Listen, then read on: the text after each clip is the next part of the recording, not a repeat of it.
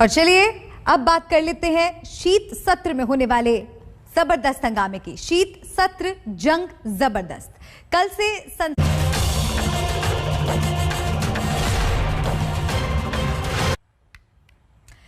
से संसद का शीतकालीन सत्र शुरू होने वाला है और आज सरकार फील्डिंग जमाने में जुट गई है। माहौल गर्म है। किसान आंदोलन, महंगाई, कोरोना और एलएसी पर चीनी घुसपैठ समेत कई मुद्दों पर विपक्ष पहले से ही हमलावर है।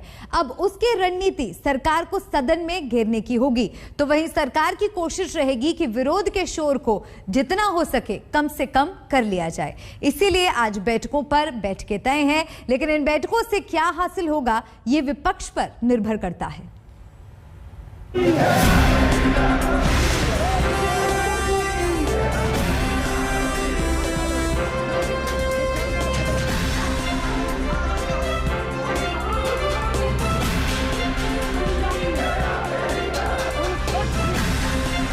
किसान आंदोलन की सालगिरह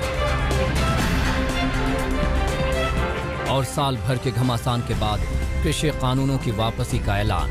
3 कृषि कानूनों को वापस लेने का, रिपील करने का निर्णय लिया है। ऐसे सरगर्म माहौल में कल यानी 29 अक्टूबर से देश की सबसे बड़ी पंचायत बैठने वाली है। कहने की जरूरत नहीं कि संसद के भीतर का माहौल कितना विस्फोटक रहने वाला है। इसी माहौल को संभालने और विपक्षी नेताओं को साधने के लिए आज संसद परिसर में बैठकों के दौर पे दौर चल रहे हैं। शुरुआत सुबह 9:30 बजे से ही हो गई।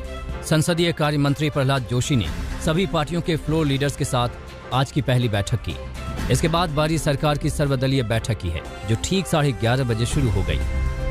3 बजे बीजेपी संसदीय दल की बैठक, 4 बजे एनडीए फ्लोर लीडर्स की बैठक, 5:30 बजे राज्यसभा के सभापति की बैठक।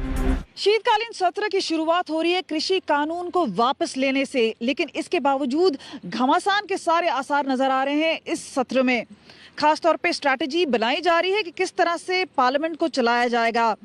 उसके लिए कोशिश की जा रही है कि विपक्षी पार्टियों के साथ बैठकर एक रणनीति तय की जाए, लेकिन विपक्ष भी पूरी तैयारी में है कि किस तरह से सरकार को घेरा जाएगा।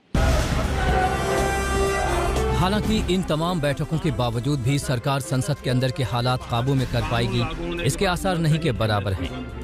विपक्षी दलों ने 2 दिन पहले ही अपने तेवरों का ट्रेलर दिखा दिया है। संविधान दिवस आयोजन में कोई भी बड़ी विपक्षी पार्टी शामिल नहीं हुई। किसी राजनीतिक दल का नहीं था। ये कार्यक्रम किसी प्रधानमंत्री ने आयोजित नहीं किया गया था। ये सदन का गौरव होते हैं स्पीकर। सदन का ये स्थान गौरवपूर्ण होता है। स्पीकर की एक गरिमा होती है, बाबा साहब आम्बेडकर की गरिमा होती है। हम हमेशा स्पीकर पद की गरिमा बनाए रखें।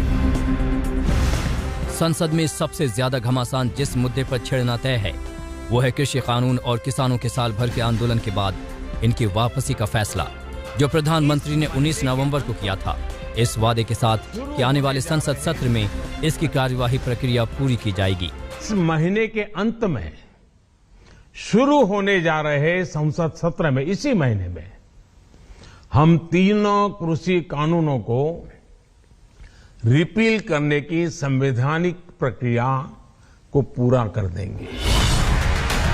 कृषि कानून पर विपक्ष का सीधा हमला यही होगा कि सरकार ने कानूनी वापसी में इतना अड़ियल रुख क्यों दिखाया। टकराव के और भी कई मुद्दे हैं। ये है महंगाई, पेट्रोल डीजल के अलावा खाने पीने के सामानों के दाम आसमान छू रहे हैं। कोरोना प्रबंधन को लेकर भी विपक्ष सरकार पर शुरू से हमलावर रहा है और चीनी घुसपैठ को लेकर कांग्रेस सरकार से लगातार सवाल पूछ रही है। अरुणाचल प्रदेश में सरकार ने चीन को गांव बसाने दिए। उत्तर प्रदेश में बीजेपी सरकार ने चीनी एयरपोर्ट को अपना बता दिया। लद्दाख में सरकार ने अपनी जमीन चीन को दे दी। बीजेपी अब बीजिंग जनता पार्टी में बदल चुकी है। किसान ये सरकार को भरोसा बिल्कुल नहीं करते। सरकार, प्रधानमंत्री कहते हैं कि उनका राष्ट्रनीति ये है कि अटके नहीं, भटके नहीं, लटके नहीं। तो आप क्यों ये किसानों की ये मुद्दे को आप अटके, भटके, लटकेने की कोशिश कर रहे हैं? जब आप किसान जो 3 काला कानून, इनकी जब वापसी के लिए आप लोग मन बना लिए हैं, तो उसके साथ साथ आपको तो जरूर यह भी जानकारी थे कि किसान न्यूनतम सहायक मूल्य की मांग करेगी। आप क्यों नहीं ये बिल में इसको शामिल किए? बजट सत्र की तरह इस बार भी सदन में शोर शराबे और अप्रिय परिस्थितियां सामने आ सकती हैं। विरोध मर्यादा के दायरे में हो और विरोध के चलते संसद का कामकाज ठप न हो, आज सरकार इसी मान मनोबल में जुटी है। आज तक ब्यूरो।